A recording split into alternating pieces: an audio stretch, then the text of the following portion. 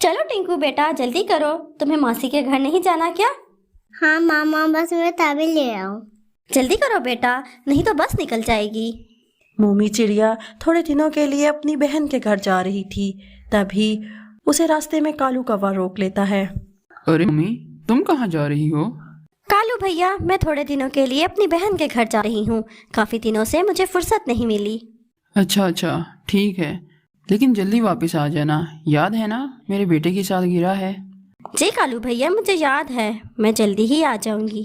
अब मैं चलती हूँ। मोमी वहाँ से निकलकर बस स्टॉप पर आ जाती है और बस में बैठकर अपनी बहन के घर चली जाती है। रात हो जाती है। अरे वाह, ये कौन सा जंगल है? इतने सारे परिंदों के घोंसले देखकर मेरे तो मुंह में पानी आ गया है। मैं बहुत दिनों से उड़ रही हूँ। मैं कुछ दिनों के लिए इसी जंगल के बाहर अपना डेरा जमा लेती हूँ। वो जादू से वहाँ अपना घर बना लेती है और दूसरे परिंदों के घर देखना शुरू हो जाती है। सुबह हो जाती है। हाय अल्लाह, ये क्या हो गया? मेरे अंडे कहाँ गए? उसी वक्त वहाँ सोनी चिड़िया आ जाती है। अरे बुलबुल, क्या हुआ? तुम रो क्यों रही हो? क्या बताऊं सोनी, कल रात सोने तक तो मेरे अंडे घोंसले में ही थे, लेकिन जब सुबह उठी तो देखा कि मेरे अंडे गायब हैं। लगता है जंगल में कोई शिकारी परिंदा घुस आया है। ये बात पूरे जंगल में फैल जाती है। सोनी चिड़िया बहुत ज़्यादा परेशान होती है क्योंकि उसके पास भी 2 अंडे थे। वो रातों को जाकर अंडों की हिफाजत कर रही थी। सारे परिंदे सो चुके थे। रात ज़्यादा हो गई तो चुड़ैलों और अंडों की तलाश में निकल गई। अंडों की तलाश में वो परिंदे की शक्ल लेकर जंगल के ऊपर से गुजर रही थी कि वो सोनी चिड़िया के घोंसले के बाहर पहुंच जाती है।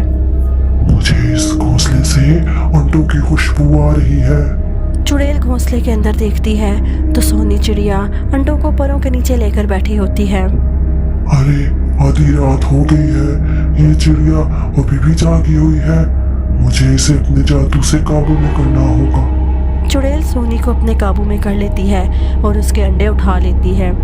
सुबह तक सोनी चिड़िया जादू के असर में रहती है और जैसे ही वो असर से बाहर आती है तो उसने देखा कि उसके अंडे भी गायब हैं। सोनी चिड़िया रोने लग जाती है कि तभी वहाँ कालू कौवा आ जाता है। सोनी, क्या हुआ? तुम रो क्यों रही हो? क्या कहूँ कालू भैया, कल सुबह किसी ने बुलबुल चिड़िया के अंडे उठा लिए और आज मेरे भी अंडे चोरी हो गए हैं। मैं सारी रात अंडों की हिफाजत कर रही थी। आधी रात के बाद का मुझे कुछ भी याद नहीं और सुबह जब आँख खुली तो मेरे अंडे गायब थे। ऐसा कैसे हो सकता है? लगता है कोई जंगल में चालाक परिंदा घुस आया है। एक बार जाकर देखना पड़ेगा। मैं देख कर आता हूँ कोई परिंदा आया है कि नहीं। कालू जंगल के ऊपर से गुजर रहा था कि गुजरते उसे एक पुराने दरख्त पर परिंदे का घोंसला नजर आया। वो घोंसला थोड़ा डरावना था। वो तो कालू की किस्मत अच्छी थी कि उस टाइम चुड़ैल खाने की तलाश में घोंसले से बाहर गई हुई थी। अरे, ये किसका घोंसला है? आज से पहले तो ये घोंसला नहीं देखा। कालू चुपके से घोंसले के अंदर जाकर देखता है। अंदर जाकर कालू की आंखें फटी की फटी रह जाती हैं। पूरे घोंसले में हड्डियों के ढांचे पड़े हुए थे। कालू समझ जाता है कि किसी मामूली परिंदे का घोंसला नहीं है। कालू वहां से अपनी जान बचाकर निकल जाता है और एक बड़े से दरख्त पर छुपकर वो इस घोंसले पर नजर रखने लग जाता है।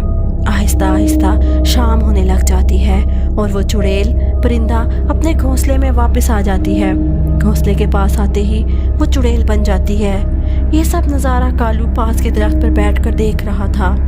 अच्छा, तो ये जादूगरनी चुड़ैल है। लगता है यही रात के वक्त जंगल में आकर परिंदों के अंडे खा रही है। इससे पहले कि ये चुड़ैल किसी और के अंडे खाए, इसका कुछ करना होगा। कालू कौवा वहाँ से सीधा जादूगर तोते के पास गया। कालू सारी बात तोते को बता देता है।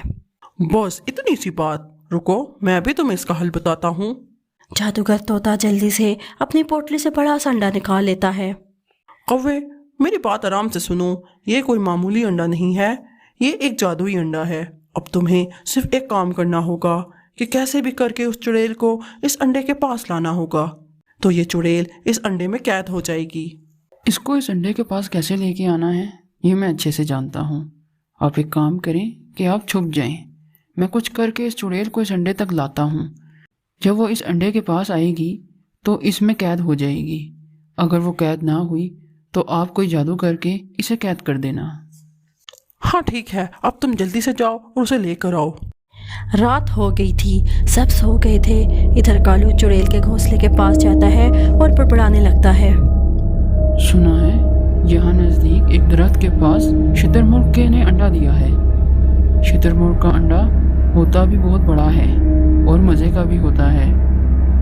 अभी जाकर मैं इस अंडे की हवा उड़ाता हूँ। कालू वहाँ से निकल जाता है। कालू की सारी बातें चुड़ैल अंदर सुन लेती है। अरे वाह, आज तो मजा ही आ गया।